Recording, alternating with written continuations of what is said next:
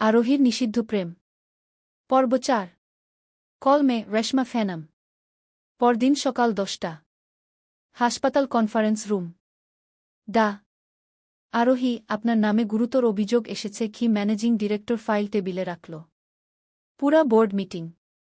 সামনে professor Kamal, donor বোর্ডের মেম্বাররা, আর এক কোনায় রিয়ার খালা, মিসেস নাজমা। মুখে বিষ মাখানো হাসি। অভিযোগ নম্বর ১, আপনি ডিউটি আওয়ারে একজন অ্যাটেন্ডেন্টকে শিশু ওয়ার্ডে অবৈধ প্রবেশাধিকার দিয়েছেন। মিট পড়ল। অভিযোগ নম্বর ২, সেই অ্যাটেন্ডেন্ট আপনার মেয়ের সাথে অশোভন ঘনিষ্ঠতা করেছে, রাতে গান শুনিয়েছে। এটা শিশু নিরাপত্তা আইনের লঙ্ঘন। অভিযোগ নম্বর ৩, আপনি ব্যক্তিগত সম্পর্কের কারণে প্রফেশনাল ডিউটি ভুলে গেছেন। আরোহী সোজা হয়ে বসল। হাতে বাবার সেই ডায়েরি। স্যার, আমি ব্যাখ্যা দিতে চাই। মিসেস নাজমা হেসে উঠল। কি ব্যাখ্যা? পুরা হাসপাতাল জানে। বিধবা ডাক্তার আর ২৮ বছরের গায়ক।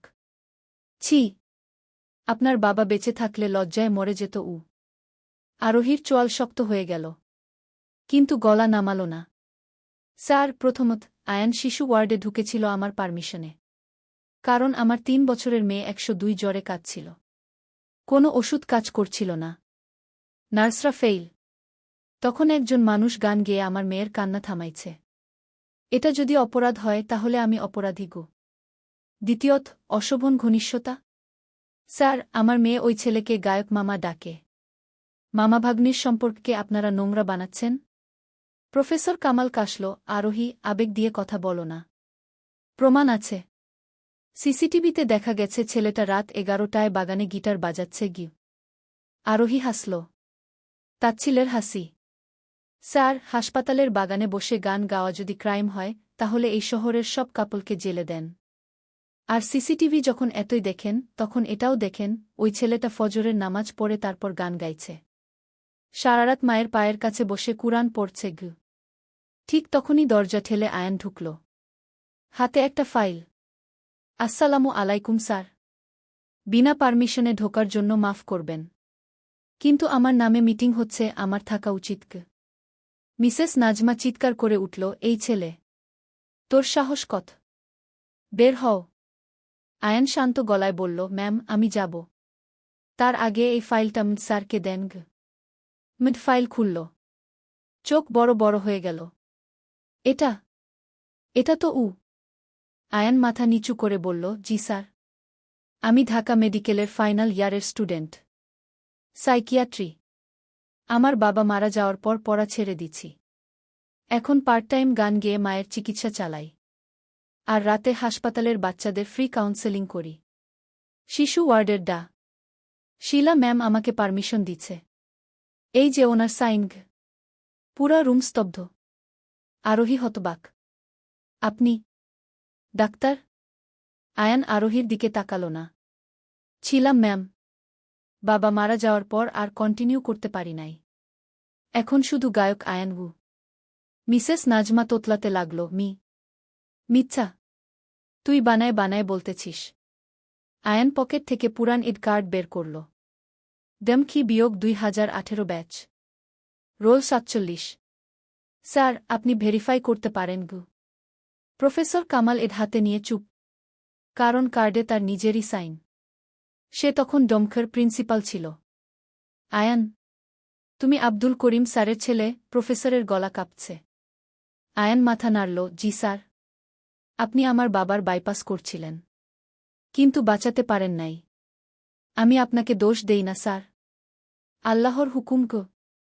আরোহীর মাথা ঘুরে গেল।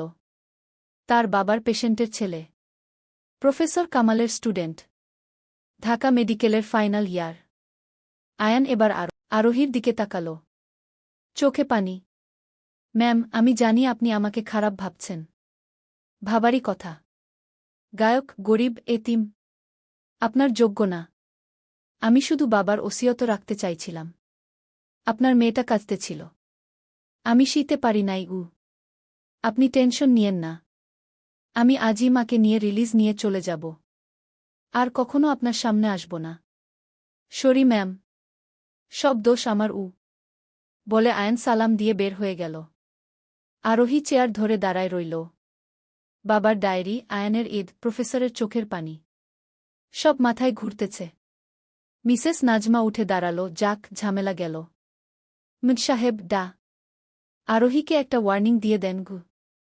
চুপ করেন, প্রফেসর কামাল টেবিলে থাবা দিল। আপনি জানেন ওই ছেলেটা কে? আব্দুল করিম ছিল আমার দেখা সবচেয়ে সৎ মানুষ। তার ছেলে গোল্ড মেডেলিস্ট ছিল। বাপের চিকিৎসার টাকা জোগাড় করতে পড়া ছাড়ছে। আর আপনারা তাকে? মধু উঠে দাঁড়াল, মিটিং শেষ। ডা আরোহীর নামে সব অভিযোগ খারিজ। আর মিসেস নাজমা ডোনার বোর্ডে থাকলেই যা খুশি বলবেন, এই দিন শেষ গ। রাত ৯টা। ৪০৩ নম্বর কেবিন খালি। আরোহী পাগলের মতো খুঁজতেছে। রিসিপশনে গেল। আয়ান নামের পেশেন্ট? সন্ধ্যায় রিলিজ নিয়ে চলে গেছে ম্যাম। ঠিকানা দিয়ে যায় নাই উ। আরোহী ধপ করে বসে পড়ল। হাতে বাবার ডায়েরি। আব্বা, আমি কি করলাম? তোমার ফেরেশতার ছেলেটাকে আমি তাড়ায় দিলাম। আমি প্রফেশনালিজম দেখাইতে গিয়ে মানুষটা হারায় ফেললাম। মাইশা পিছন থেকে আরোহীর জামা টানল, আম্মু, গায়ক মামা কই? আমার ঘুম আসতেছে না। মামা গান না শোনালে গে। আরোহী মেয়েকে বুকে জড়ায় হাউমাউ করে কেঁদে উঠল। মারে। মামা রাগ করে চলে গেছে। আম্মুর জন্য বারান্দা দিয়ে হাসপাতালের বাগান দেখা যায়। আজকে সেখানে কেউ নাই। গিটার নাই। গান নাই। শুধু একটা চিরকুট পড়ে আছে ঘাসের উপর। দারোয়ান এনে দিল। আরোহী কাপা হাতে খুলল। ম্যাম, মাফ করে দিয়েন। আপনার মেয়েটা অনেক লক্ষ্মী। ওরে বলবেন মামা চাঁদের দেশে চলে গেছে। ওখান থেকে রোজ গান শোনাবে। আপনি ভালো থাকবেন। আপনার বাবার ঋণ আমি শোধ করতে পারলাম না। বেয়াদবি মাফ করবেন। আয়ান আরোহী চিরকুটটা বুকে চেপে আকাশের দিকে তাকাল। ইয়া আল্লাহ! আমি এখন কি করব? সমাজ, প্রফেশনালিজম, বয়স সব ভুলে আমি শুধু ওই ২৮ বছরের এতিম ছেলেটাকে চাই, যে আমার বাবার ঋণ শোধ করতে গিয়ে নিজে নিঃস্ব হয়ে গেল গু।